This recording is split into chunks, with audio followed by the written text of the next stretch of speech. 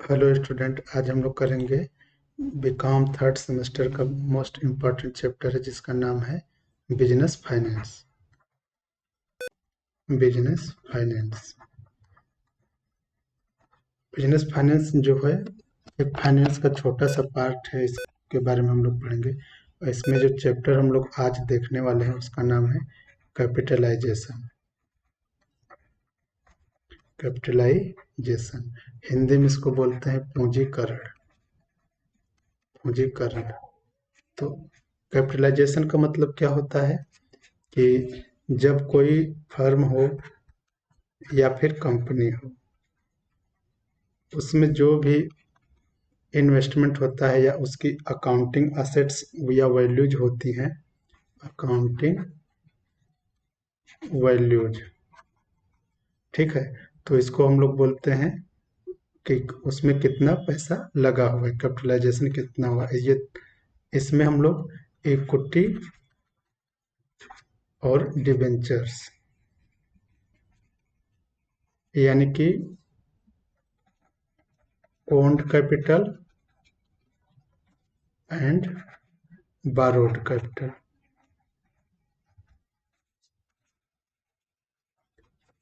Borrowed capital दोनों को ही हम लोग इसमें इंक्लूड करते हैं और इसी के बारे में हम लोग आज देखेंगे। तो जो कैपिटलाइजेशन होता है वो 3 टाइप्स का होता है और इसके बारे में हम लोग समझ लेते हैं कौन कौन से हैं। कैपिटलाइजेशन 3 टाइप्स का होता है। पहला जो होता है आपका ओवर कैपिटलाइजेशन, ओवर कैपिटलाइजेशन, ठीक है। दूसरा आपका होता है अंडर कैपिटलाइजेशन, अंडर कैपिटलाइजेशन, और लास्ट जो होता है वो आपका फेयर कैपिटलाइजेशन होता है।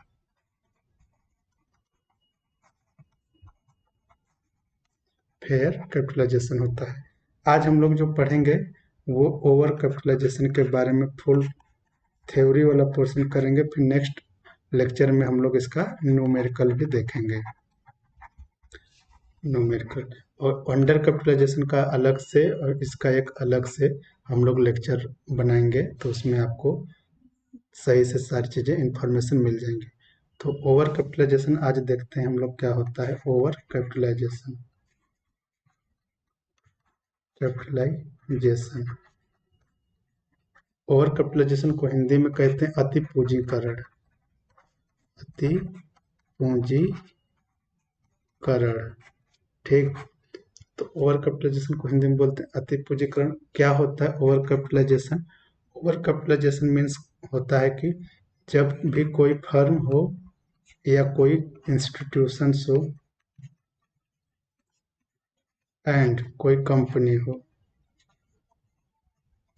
कंपनी हो, तो ये उतना अर्न ना कर पाए, इसकी अर्निंग उतनी ज़्यादा ना हो पाए कि ये अपने जो भी इक्विटी शेयर होल्डर हैं उनको डिविडेंड देने में फेल हो जाता है, असफल रहता है, यानी कि डिविडेंड न डिस्ट्रीब्यूट कर पाए। तो ऐसे कंपनी को बोलते हैं ओवर कैपिटलाइजेशन कंपनी या ओवर कैपिटलाइजेशन फर्म्स। कहने का मतलब यह है कि जब भी कोई कंपनी अपने इक्विटी शेयर होल्डर्स को उसको अपने जो प्रॉफिट हो रहा है उससे डिविडेंड न दे पाए, उसको बोलते हैं ओवर कैपिटलाइजेशन, ठीक है। ओवर कैपिटलाइजेशन की 3 सिचुएशंस होती हैं। कौन कौन सी होती हैं उसके बारे में थोड़ा सा समझ लीजिए। कैसे पहचानेंगे ओवर कैपिटलाइजेशन क्या? तो इसके लिए 3 स्टैंडर्ड हैं जिनको आपको याद रखना जरूरी है। अगर ये तीनों चीजें फॉलो होंगी तो फर्म या कंपनी क्या होगी? ओवर कैपिटलाइजेशन होगा। जैसे कि करेंट रेट,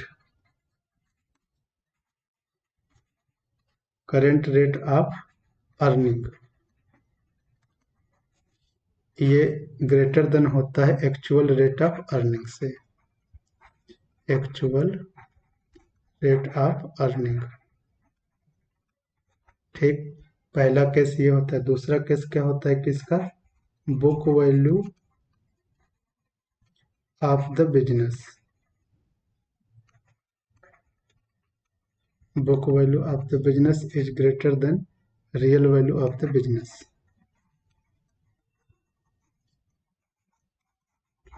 द बिजनेस। जो तीसरा होता है लास्ट होता है वो होता है बुक वैल्यू पर शेयर। बुक वैल्यू पर शेयर ये भी आपका ग्रेटर देन हो रियल वैल्यू पर शेयर से।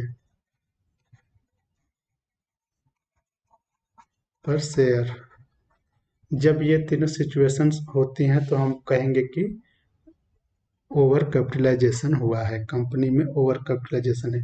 तो इन तीनों नॉर्म्स में आप देख रहे हैं कि 6 चीज़ें हैं जिनको हम लोग फाइंड आउट करते हैं, जैसे कि current rate of the earning, फिर एक्चुअल रेट ऑफ अर्निंग, फिर book value of business, real value of business, book value पर शेयर एंड रियल वैल्यू पर शेयर। तो इनको फाइंड आउट करने के लिए अलग अलग फार्मूला दिया हुआ है। इसमें से एक चीज़ आपको क्वेश्चन में बताया होगा करेंट रेट, और 5 चीज़ें हम लोग फाइंड आउट करते हैं। तो पहला चीज़ निकालने का फार्मूला जो एक्चुअल रेट ऑफ अर्निंग है उसका क्या होता है, देखिए actual rate of earning, rate of earning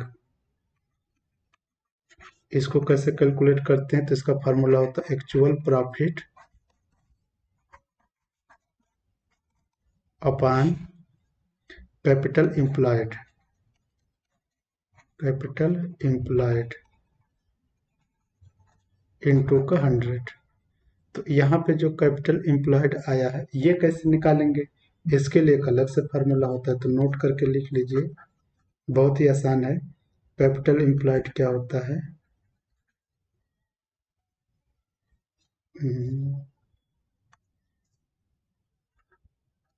capital employed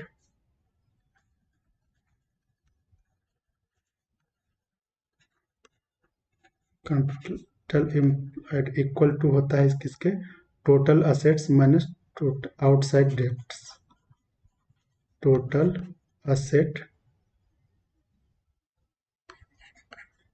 minus current liabilities, current liabilities. ठीक है, जितनी भी कंपनी के टोटल असेट्स हैं उसमें से करेंट लाइबिलिटीज हम लोग माइनस कर देंगे, तो उसको बोलते हैं capital employed, capital employed. Okay, दूसरा फार्मूला क्या होता है फाइंड आउट करने का, देखिए रियल वैल्यू ऑफ बिजनेस,